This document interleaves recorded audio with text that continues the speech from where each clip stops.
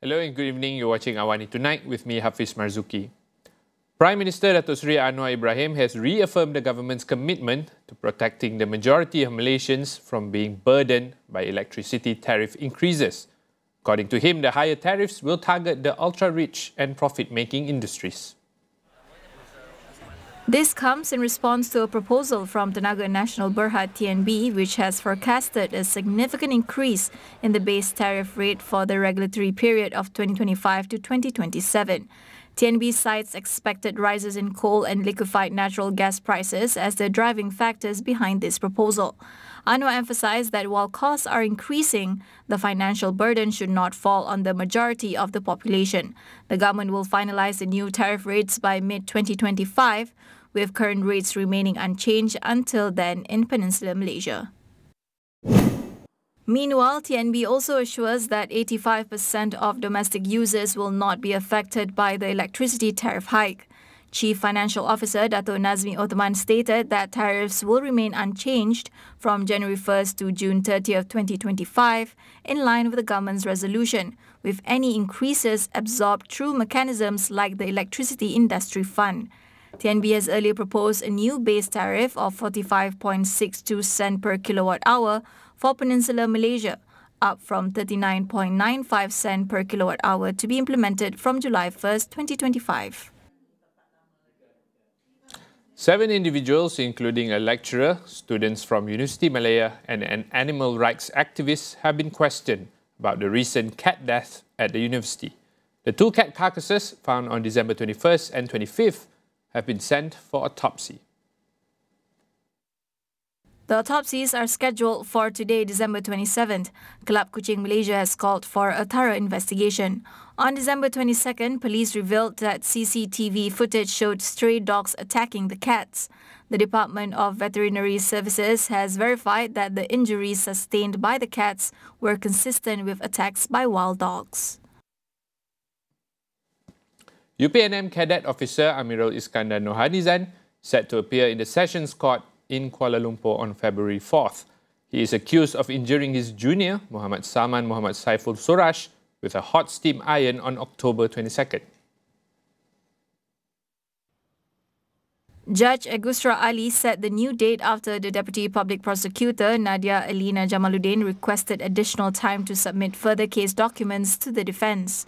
Amirul, represented by lawyer Ramkapal Singh, faces charges under Section 324 of the Penal Code, which could lead to up to 10 years in prison, a fine or a whipping.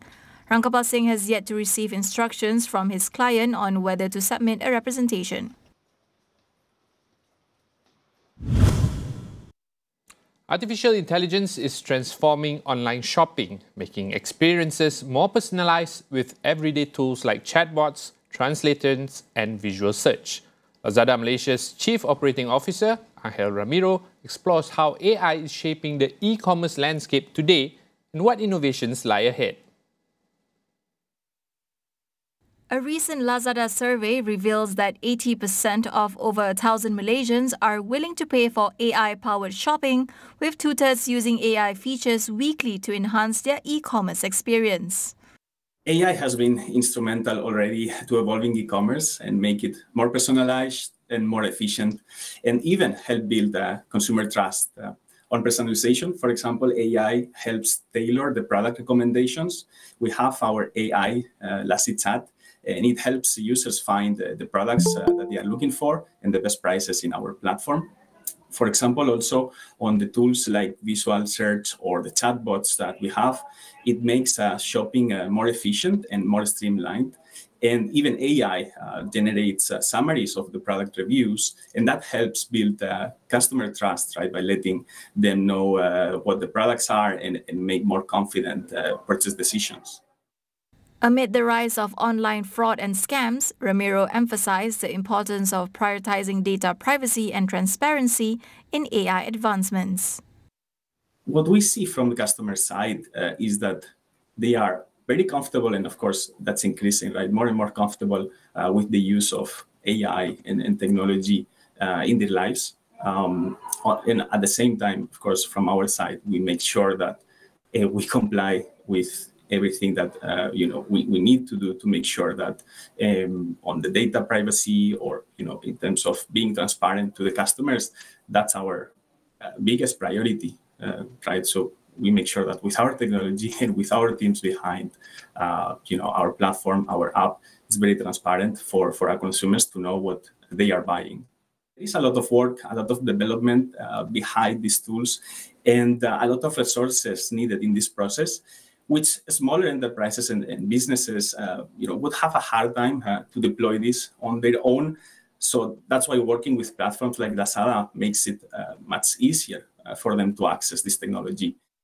Ramiro envisioned AI driving the e-commerce landscape to greater heights by enhancing accessibility and delivering an improved customer experience. AI will for sure play a bigger role in the future of e-commerce and will make the experience more personalized and even more immersive.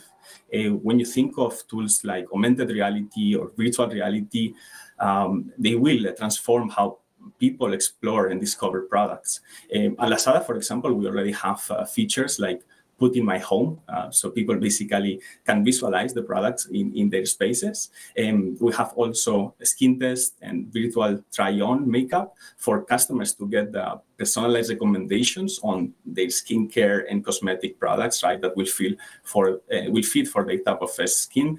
And in addition to this, I believe AI will make the entire ecosystem much more efficient. Like, for example, on the logistics side, right, it will improve the entire supply chain, or in customer service, it will for sure help a lot on the consumer experience.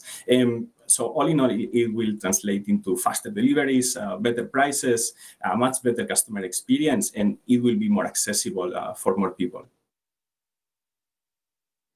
We'll go for a short break. Don't go anywhere.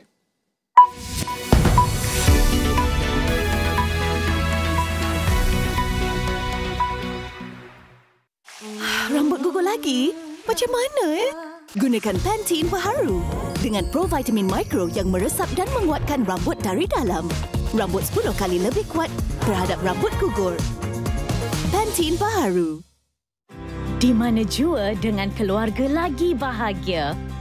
Momen dikongsi jadi lebih bermakna. Walau jauh di mata, tetap dekat di hati.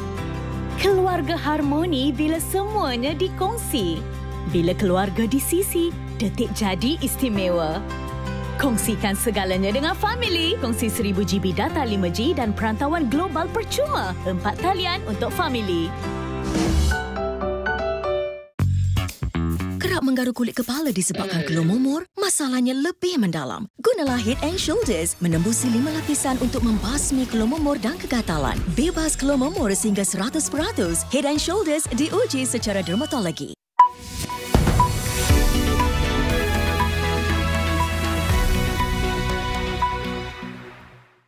Welcome back. Israeli forces launched a massive barrage of strikes on Houthi targets in Yemen, the latest exchange of attacks between Israel and the Iranian-backed armed group.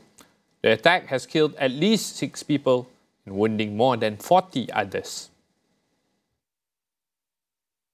Israel's warplanes hit Houthi-used infrastructure in the Sana'a International Airport and the Hezyaz and Ras Kanatib power stations, both located in Houthi-controlled areas, as well as the ports of Hodeidah, Salif and Ras Kanatib on the western coast.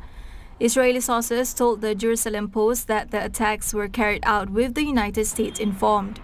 The Israeli airstrikes came a day after Houthis launched multiple long-range rocket and drone attacks on the Israeli cities of Tel Aviv and Ashkelon. Israeli Prime Minister Benjamin Netanyahu, who observed the attack, said Israel is determined to eradicate the Houthis, which he called Iran's proxy. In a statement aired by the Houthi-run Al Masirah TV, the group vowed to respond to the Israeli assaults, saying it will launch retaliatory long-range rocket attacks against Israeli cities.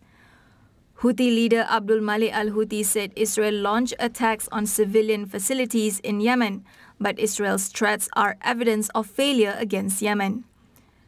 The Houthis, who control much of northern Yemen, have been launching regular rocket and drone attacks against Israel and disrupting Israeli-linked shipping in the Red Sea since November 2023, to show solidarity with Palestinians in Gaza amid their conflict with Israelis. South Korea's parliament has impeached acting President Han Duck-soo on Friday, less than 2 weeks after suspending President Yoon Suk-yeol's powers over his short-lived martial law decree. Finance Minister Choi Sang-mok is now the acting president. The Constitutional Court will now make the trial of President Yoon's impeachment a priority and will move swiftly in these proceedings. The court completed the first hearing in the case on Friday and set January 3rd for its next hearing. After weeks of defiance, ignoring requests by the court to submit documents as well as summons by investigators in a separate criminal case over his martial law decree, a lawyer for Yoon said his legal representatives would attend Friday's hearing. Yoon is not required to attend the hearing. If he is removed from office, a new presidential election would be held within 60 days. Yoon shocked the country and the world with a late-night announcement on December 3rd that he was imposing martial law to overcome political deadlock and root out anti-state forces. The second black box has been found at a plane crash site near Aktau. According to a Kazakh official from Transport Department, it is now handed over to the Investigation Department. The aircraft, operated by Azerbaijan Airlines Flight J28243 from Baku to Grozny, Russia, crashed near Aktau Airport in Kazakhstan on Wednesday. Of all the 67 people on board, 38 were killed in the crash and 29 survivors, including 2 children, were pulled from the wreckage, Kazakh authorities said on Wednesday. According to the official, interviews have been carried out with victims, ground service workers and all witnesses to this incident.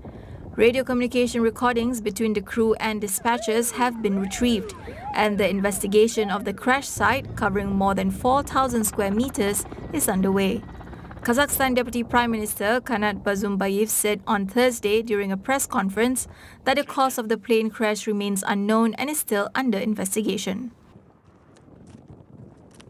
Peru's government declares an environmental emergency in the northern coastal area where state oil firm Petroperu last weekend spilled a crude oil shipment into the surrounding waters of the Pacific Ocean. The spill took place last Saturday as a vessel carried out pre-shipment maneuvers at the terminal of Peru's Talara refinery in northern Peru. Footage showed an oil-stained beach in Puera as Petroperu workers cleaned up the shoreline. Petroperu has not said how much crude was spilled into the sea, but Peru's environmental watchdog OEFA said in a preliminary report it has affected some 10,000 square meters of surface seawater. And the Environment Ministry said it has affected at least 7 beaches as well as local wildlife. Local authorities have said the spill has damaged coastal plants and animals such as crabs, while fishermen say the spill has stopped them from working.